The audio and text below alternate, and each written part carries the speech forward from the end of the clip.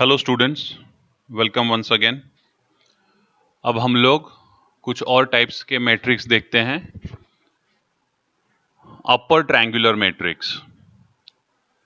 Upper triangular matrix किसको बोलते हैं, देखते हैं। अ square matrix in which every element below the diagonal is 0 is called an upper triangular matrix। तो यहां पे आपने क्या देखा, डेफिनेशन स्टार्ट हो रहा है तो वहां पे लिखा है अ स्क्वायर मैट्रिक्स। तो अपर ट्रायंगुलर मैट्रिक्स के लिए कंडीशन क्या हो गई कि वो मैट्रिक्स स्क्वायर मैट्रिक्स होना चाहिए। अ स्क्वायर मैट्रिक्स इन विच, उस मैट्रिक्स में एवरी एलिमेंट्स, सारे एलिमेंट्स बिलो द डायगोनल, जो डायगोनल के नीचे है वो 0 होना चाहिए। ठीक है, तो उसको हम लोग अपर ट्रायंगुलर बोलेंगे। देखो यहां पे ये एक मैट्रिक्स बना हुआ है, इस मैट्रिक्स को देखते हैं। ये स्क्वायर मैट्रिक्स है क्योंकि ऑर्डर क्या है, 3x3। जो फर्स्ट 3 है वो क्या है, वो रो है, और जो सेकंड 3 है वो कॉलम है। ठीक है, 3 रो है और 3 कॉलम है। अभी यहां पे ये देखिए, ये जो डायगोनल एलिमेंट्स हैं वो ये है, ये देखो ये डायगोनल एलिमेंट्स हैं। ठीक है, अभी डायगोनल एलिमेंट्स के नीचे सारे एलिमेंट्स देखो आप, क्या है, सारे एलिमेंट्स 0 हैं। डायगोनल एलिमेंट्स के नीचे जितने भी एलिमेंट्स हैं, every element below the diagonal is 0, ये सारे 0 हैं। तो ये क्या हो गया, अपर ट्रायंगुलर मैट्रिक्स हो गया। मैं एक दूसरा मैट्रिक्स यहां पे बनाता हूं और यहां पे मैं एलिमेंट की जगह पे उसके पोजीशन लिखता हूं। तो ठीक है, यहां पे क्या लिखेंगे, A11, A12, A13, A21, A22, A23, second row और थर्ड कॉलम 2 3। यहां पे क्या होगा, ए, सोचिए क्या लिखेंगे, थर्ड रो और फर्स्ट कॉलम है, थर्ड रो फर्स्ट कॉलम, सो 3 1। यहां पे क्या लिखेंगे, सोचिए, थर्ड रो और सेकेंड कॉलम है, 3 2 A 3 3। ठीक है, तो यहां पे डायगोनल एलिमेंट्स कौन से हैं, ये डायगोनल एलिमेंट्स हैं, इसके नीचे सब 0 होने चाहिए। तो अगर ये एलिमेंट्स 0 हैं, डायगोनल के नीचे अगर ये सारे एलिमेंट 0 हैं, तो ये क्या हो जाएगा, ये हो गया अपर ट्रायंगुलर मैट्रिक्स। अब यहां पे आप एक देखेंगे कि जो एलिमेंट्स डायगोनल में हैं वहां पे क्या होता है, जो एलिमेंट्स डायगोनल में हैं वहां पे I इक्वल्स टू J होता है। दिख रहा है आपको, देखिए 1 1 2 2 3 3, I इक्वल्स टू J। और जो एलिमेंट्स डायगोनल के नीचे होते हैं वहां पे क्या होता है, वहां पे I ग्रेटर देन J होता है। आप देख लीजिए, I जो है वो J से बड़ा है। देखिए 2 1 2 1 से बड़ा है, 3 1 3 1 से बड़ा है, 3 2 3 2 से बड़ा है। तो यहां पे देखो एक और नया डेफिनेशन उन्होंने लिखा है, matrix A which is Aij n by n is upper triangular if Aij equals to 0 for all I greater than 0। मतलब जब I J से बड़ा है, उन सब Aij के लिए अगर वैल्यू 0 है, जब I J से बड़ा है, वो सब Aij अगर 0 है, तो उस मैट्रिक्स को अपर ट्रायंगुलर मैट्रिक्स कहते हैं। तो अपर ट्रायंगुलर मैट्रिक्स अब आपको समझ में आ गया होगा। इसका एक और तरीका बताता हूं याद रखने का। देखो ये डायगोनल एलिमेंट्स हैं, इसके नीचे सब क्या है, 0 है।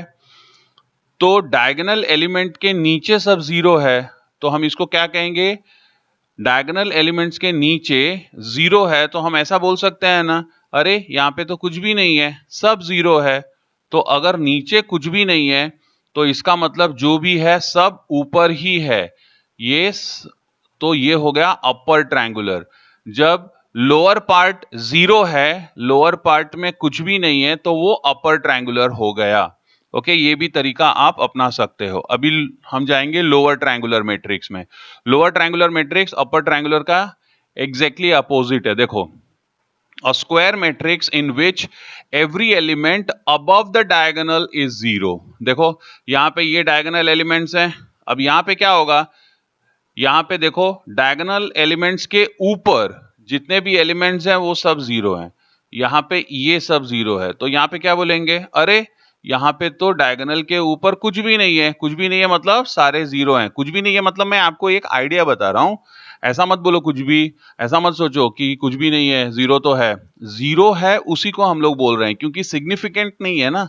अब ये इंपॉर्टेंस यहाँ पे इसका नहीं है क्योंकि ये सारे जीरो हैं, तो जीरो नहीं है तो उसके लिए हम लोग क्या कैसे सोचेंगे, आइडिया ऐसे लगाएंगे कि अरे ये तो सब जीरो है, मतलब यहाँ पे ऊपर कुछ भी नहीं है, ऊपर कुछ भी नहीं है इसका मतलब जो भी है सब लोअर पार्ट में है, तो ये हो गया लोअर ट्रायंगुलर मैट्रिक्स। ओके, अच्छा अब यहाँ पे क्या होता है कि जब जब डायगोनल के ऊपर होगा तो आप देख सकते हो, जब डायगोनल के ऊपर है तो आप देख सकते हो कि यहाँ पे देखिए, आप यहाँ पे देखिए, यहाँ पे क्या हो रहा है, जे जो है वो आई से बड़ा होता है, देखो जे बड़ा है, 2 1 से बड़ा है, 3 1 से बड़ा है, 3 2 से बड़ा है, तो हम क्या बोलेंगे, लोअर ट्रायंगुलर मैट्रिक्स में ए आई जे जीरो होता है, लोअर ट्रायंगुलर मैट्रिक्स में ए आई जे जीरो होता है जब जे आई से बड़ा है, अगर जे आई से बड़ा है और उन सब के लिए ए आई जे जीरो है तो वो लोअर ट्रायंगुलर मैट्रिक्स हो गया।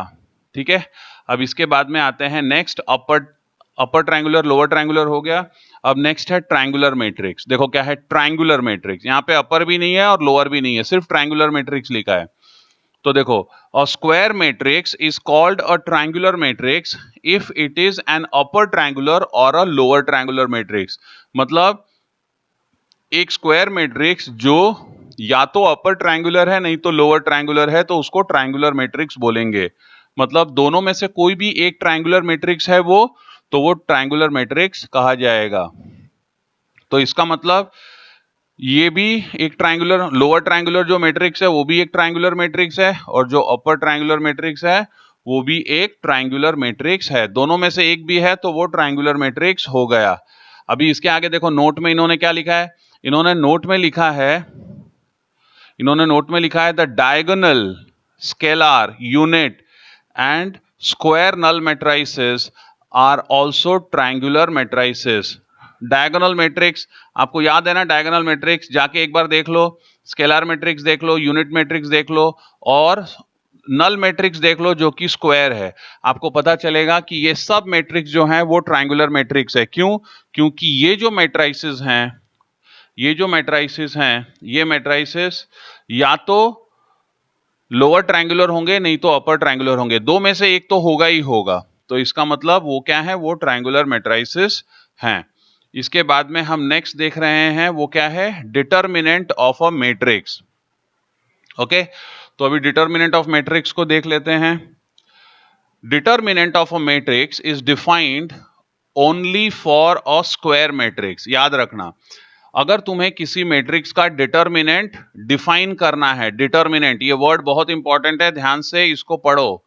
डिटर्मिनेंट अगर तुम्हें किसी मैट्रिक्स का डिफाइन करना है तो याद रखना कि वो सिर्फ और सिर्फ स्क्वायर मैट्रिक्स के लिए डिफाइन होता है।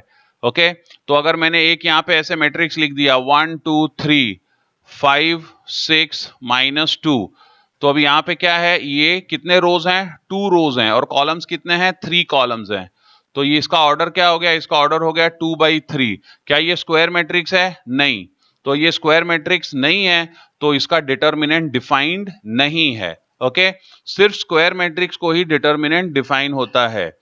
अभी आगे देखो, if A is a square matrix then the same arrangement of the elements of A also give us determinant. एक स्क्वायर मैट्रिक्स होगा तो क्या करेंगे, उस स्क्वायर मैट्रिक्स का अरेंजमेंट हमको चेंज नहीं करना है, अरेंजमेंट वैसे ही रखेंगे और उसका डिटर्मिनेंट निकालेंगे।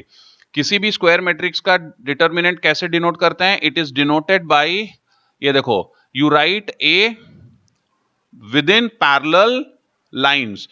ए अगर समझो मैट्रिक्स ए है, ये देखो यहां पे मैट्रिक्स ए दिख रहा है ना, मैट्रिक्स ए है तो उसका डिटर्मिनेंट कैसे लिखेंगे, दो पैरेलल लाइन के बीच में ए लिखेंगे, ये डिटर्मिनेंट उसका ऐसे लिखते हैं, और डिटर्मिनेंट देखो कैसे निकालते हैं वो अभी मैं आपको सिखाऊंगा। ओके, तो ऐसे भी लिख सकते हो नहीं तो ऐसे लिख सकते हो, डी ई टी फिर ब्रैकेट में ए, ये दोनों एक ही चीज है, ऐसे लिखो नहीं तो ऐसे लिखो, दोनों एक ही बात है। ओके, अब देखो यहां पे डिटर्मिनेंट, यहां पे देखो if A is equal to Aij n by n, मतलब ये एक स्क्वायर मैट्रिक्स हो गया, ऑर्डर क्या है, n rows and n columns, then determinant A is of order n, मतलब अगर इसका ऑर्डर n, अगर किसी मैट्रिक्स का ऑर्डर n बाई n है तो डिटर्मिनेंट का ऑर्डर भी वही होगा। ठीक है, ये तो बहुत सिंपल सी बात हो गई। देखो यहाँ पे एक मैट्रिक्स लिखा है 2/2, तो 2/2 का डिटर्मिनेंट कैसा है, वो भी 2/2 ही है, दिख रहा है, कुछ फर्क ही नहीं है। सिर्फ क्या किया है, देखो यहाँ पे मैट्रिक्स जो है उसके लिए हम ब्रैकेट्स, रेक्टेंगुलर ब्रैकेट्स लिखते हैं, ठीक है ना, रेक्टेंगुलर ब्रैकेट्स, रेक्टेंगुलर ब्रैकेट्स मतलब यहाँ पे देखो मैट्रिक्स आपने लिखा है स्क्वायर मैट्रिक्स, उसको हम ऐसे ब्रैकेट्स में लिखते हैं, इस तरह के ब्रैकेट्स में। लेकिन जब डिटर्मिनेंट लिखना होगा, जैसे कि मैं यहां पे एक लिखता हूं, देखो 1 3 5 2 7 6 1 माइनस 2 0, ये 3/3 है, और इस मैट्रिक्स को मैं लिखता हूं मैट्रिक्स सी। तो इसका डिटर्मिनेंट कैसे लिखूंगा, इसका डिटर्मिनेंट लिखूंगा सी और दो पैरेलल लाइंस लिख दूंगा, और यहां पे भी दो पैरेलल लाइंस लिखूंगा। देखो यही फर्क है, यहां पे डिटर्मिनेंट के लिए हमने क्या किया, ऐसे किया था, लेकिन यहां पे वो ब्रैकेट नहीं है, यहां पे सिर्फ पैरेलल लाइंस है, देखो डिटर्मिनेंट के लिए, और ये नंबर्स वैसे ही लिख देना है, 1 3 5 2 7 6 1 माइनस 2 0। अब ये सॉल्व कैसे होगा, डिटर्मिनेंट फाइंड कैसे करते हैं, ये मैं आपको नेक्स्ट वीडियो में बताता हूं। इस वीडियो को वापस एक बार रिप्ले करिए और देखिए। Thank you.